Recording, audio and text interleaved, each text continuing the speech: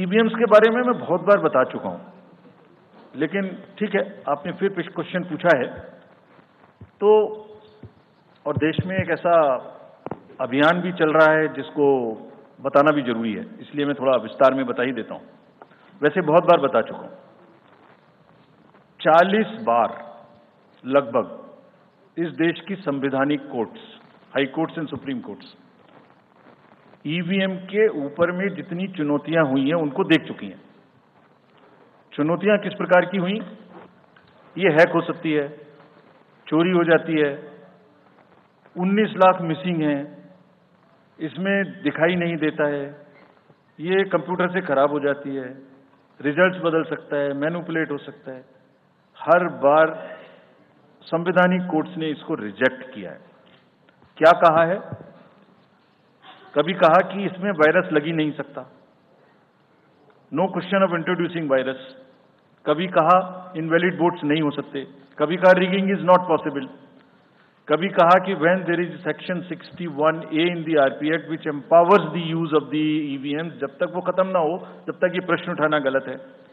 कभी कहा कि EVMs are foolproof devices for counting and allegations of tampering are baseless. कभी कहा कि आप एक के बदले 5 वीवीपैट गिनिए, वो हमने शुरू कर दिया। अब तो ये आ गया है नतीजा कि कोर्ट्स ने जुर्माना लगाना शुरू कर दिया। दिल्ली हाई कोर्ट ने मिस्चीवियस कहते हुए 10,000 रुपए का जुर्माना लगाया, फिर माननीय उच्चतम न्यायालय ने 50,000 रुपए का जुर्माना लगाया। अभी फिर रिसेंटली माननीय उच्चतम न्यायालय ने एक पिटीशन खत्म की है। कितनी बार सुनेंगे? क्यों बार बार वही बिलाप करना है? कोई चीज है तो हमसे पूछिए। हैक नहीं हो सकती, किसी सूरत में नहीं हो सकती, एंड जो परिणाम आते हैं वही प्रमाण है, बार बार परिणाम आते हैं। कोई भी ईवीएम लेके बैठ जाता है सोशल मीडिया पे, वो डिब्बा लेके एक बैठ जाता है, और आजकल एक नया ट्रेंड शुरू हुआ है, वो थोड़ा सा एक्सपर्ट भी बन जाता है। आजकल 1-2 एक्सपर्ट भी चल रहे हैं सोशल मीडिया पे, वो कहाँ की डिग्री हैं, कहाँ के एक्सपर्ट हैं, थोड़ा देखना भी चाहिए। वो बताते हैं कि ये डिब्बा है, वो टूल बॉक्स जैसा डिब्बा होता है, उसके अंदर में क्या है पता नहीं है, उसमें से एक गत्ते के डिब्बे में से एक स्लिप भी निकलती है, वो धरना भी हो जाता है कि ये स्लिप बदल गई, मैंने यहाँ बटन दबाया था और यहाँ ही गलत निकल गई। भाई आपने क्या दबाया था, किसी को बताया था क्या? क्या निकला, किसी को बताया था क्या? अरे संविधान कोर्ट्स कह रही हैं। अच्छा, जितनी बार हमसे आप पूछेंगे उतनी बार हम उसका एक क्वेश्चन लेके आपको FAQs में डाल देंगे। 100+ क्वेश्चन हैं। और भाई, political parties have come into existence because of the EVMs. There are many smaller political parties which in the age of the ballot papers might have not come into the existence. It was the fairness and the political parties know in the heart of their hearts. सब EVMs का 3-3 बार mock poll होता है, candidates के सामने में होता है।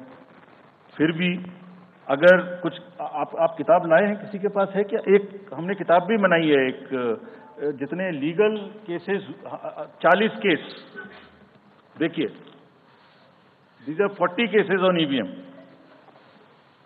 इसमें FAQ भी है, आप सब लीजिए इस किताब को हमसे।